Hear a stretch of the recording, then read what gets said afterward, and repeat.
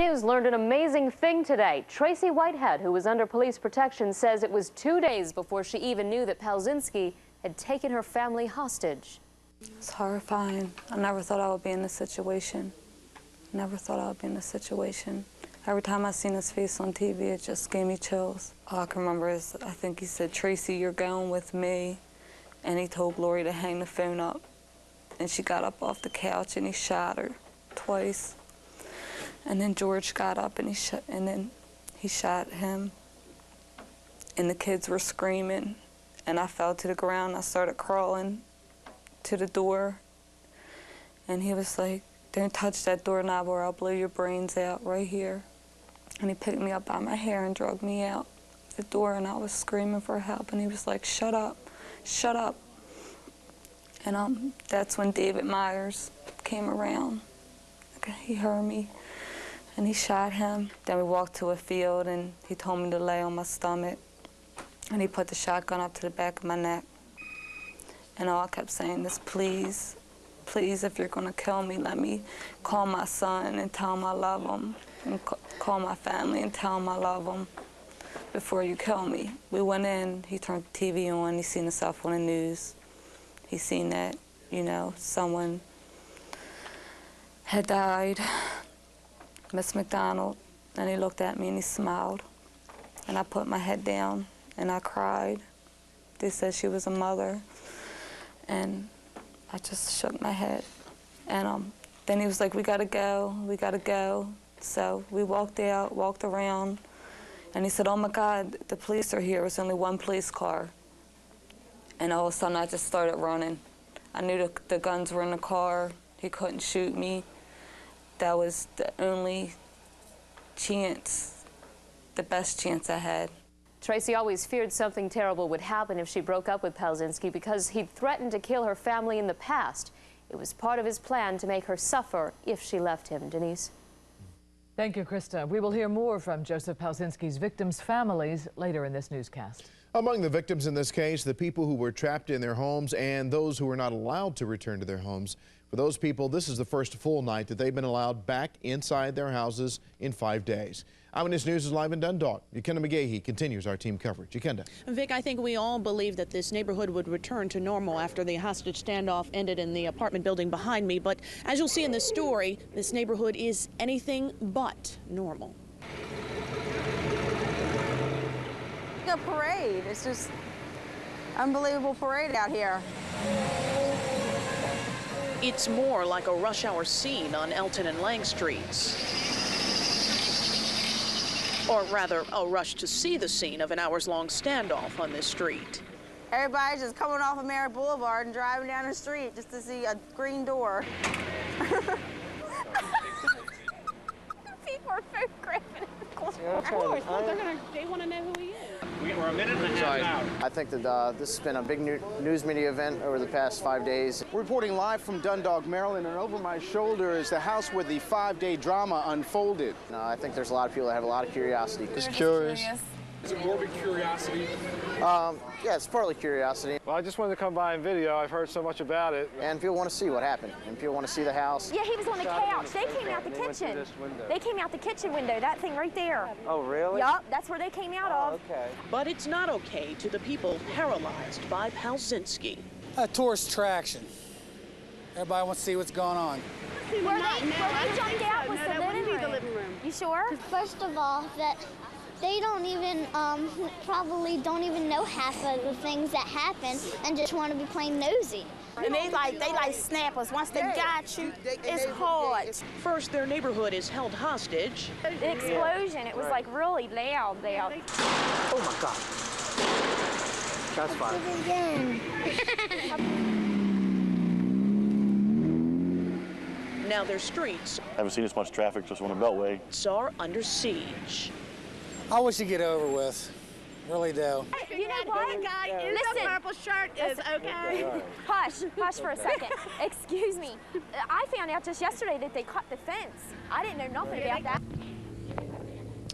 The first 5 days of this standoff, I think the prayers were that the hostages would be freed quickly, and now I think the prayers in this neighborhood is that this neighborhood will be freed soon. Back to you in the studio. Okay, Kenna, thank you very much. Eyewitness News just spoke with Baltimore County Schools. They tell us that Berkshire Elementary School, the school used as a shelter for displaced families, will be open tomorrow. We invite you to stay with Eyewitness News for continuing coverage at the end of the standoff throughout this newscast. Also ahead on WJZ's Eyewitness News, throughout the manhunt and the standoff, she begged her grandson to turn himself in. He's free. He's in heaven. I know he's in heaven. God's going to forgive him, because when you're sick like that, you don't really know what you're doing. Wait until you hear Joseph Palczynski's grandmother's thoughts on the last 24 hours. You don't want to miss this Eyewitness News exclusive. And people are going to question why we left Brad in there, but there's no way I could wake him up knowing that he's going to wake up, not know what's going on, and him saying, "What's going on, Dad?" and wake Joby up. Because Joby, I know, would have woke up, he would have saw Lynn gone. It's the question on the minds of most of you tonight. How could they leave their 12-year-old son behind? Stick around for the explanation. As Eyewitness News coverage at the end of the Palczynski standoff continues. You're watching Eyewitness News with Denise, Vic, Bob's Winter, and John Sports. People who help make Eyewitness News Baltimore's favorite news team.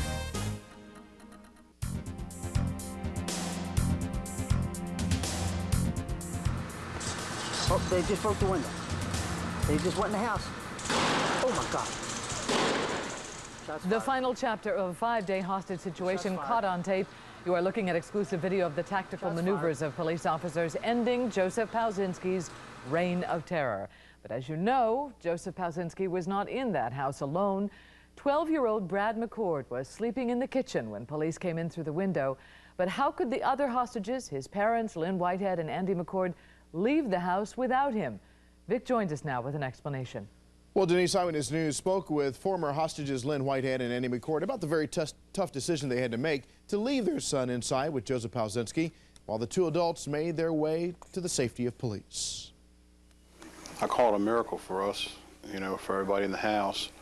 I just felt fortunate. I mean, maybe God was looking over us by, you know, Lynn coming over, and Lynn, I give Lynn all the credit. She came up with the game plan. A game plan that became the opening Lynn Whitehead and Andy McCord needed to make their spontaneous escape, leaving behind 12-year-old Bradley asleep in the kitchen. We worked it out, and everybody turned out safely.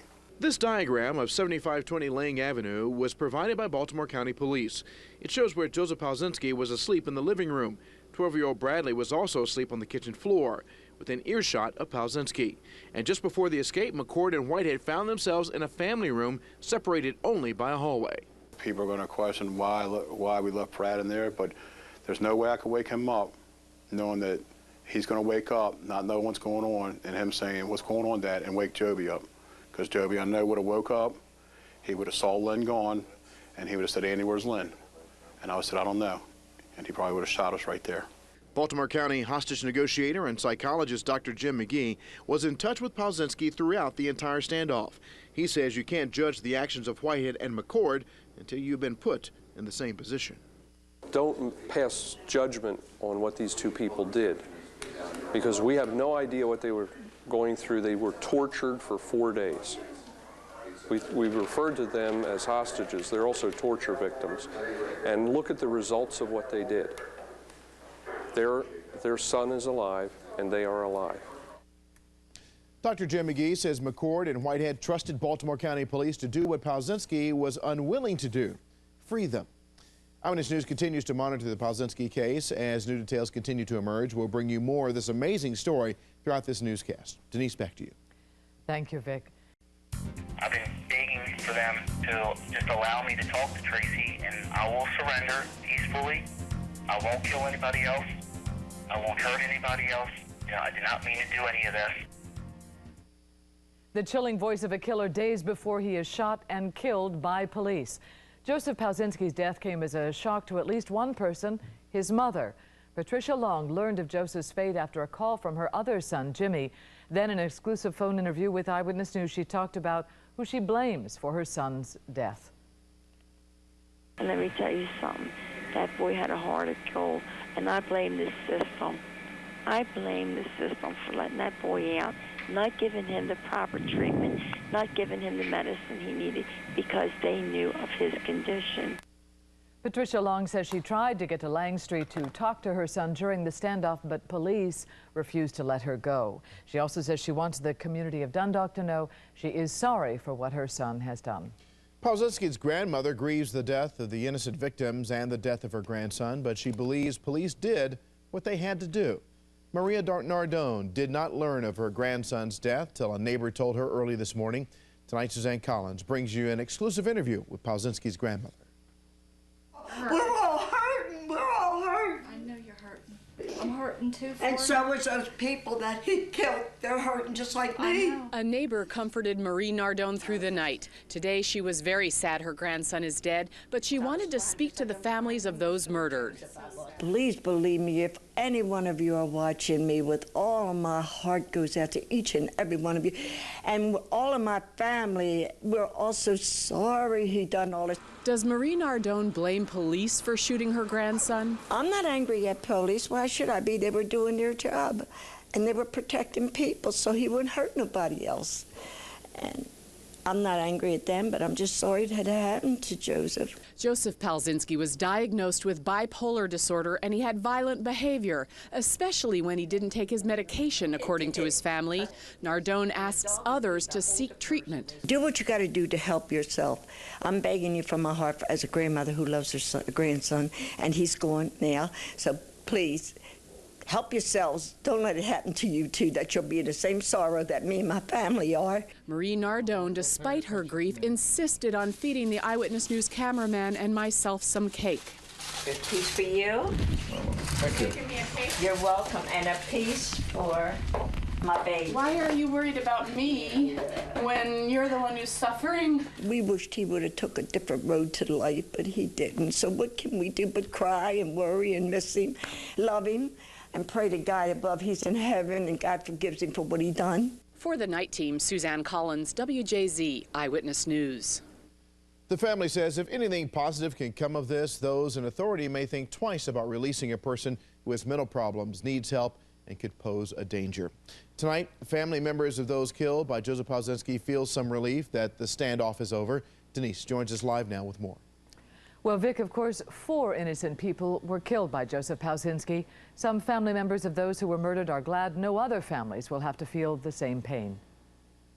This was the scene on March 7th when 3 people were killed just because they were trying to help a 22-year-old girl escape the terror of her ex-boyfriend. Gloria Jean and George Schenk opened their home to Tracy Whitehead, but it was Joseph Palczynski who came into their home and shot them. David Myers heard Whitehead's screams and went to help, but he was shot and killed, leaving behind devastated friends and parents who relived the moments when they learned their son had died. I said, Mom, Dave's dead. And I thought, I did not understand her. And I said, what did you say, Terry? David is dead. The next day, a pregnant Jennifer McDonald was on her way to church with her husband when Palczynski shot at their car. She was killed. The news that Palczynski is dead brings little comfort to her family. We don't have any consolation in the fact that he's dead.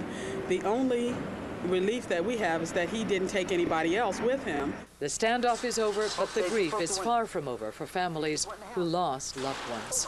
His dying words in that lady's arms were, tell Mom and Dad I love them so. And every time he ever left here, that's the words he would say. I love you guys. And gone. Now he is gone. So we'll miss him. David Myers died in the arms of his fiancée. He and Terry Conroy were to be married in May. Vic.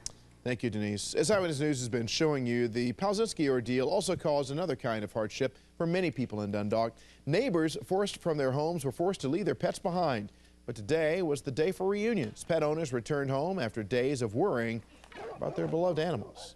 If worse come to worse, I would have picked them up and carried them out of the house, and they could have arrested me if they wanted to. You mean you would risk your own life for your pets? To my family. I've raised them. I've had them since I could sit them in the palm of my hand. They're my kids.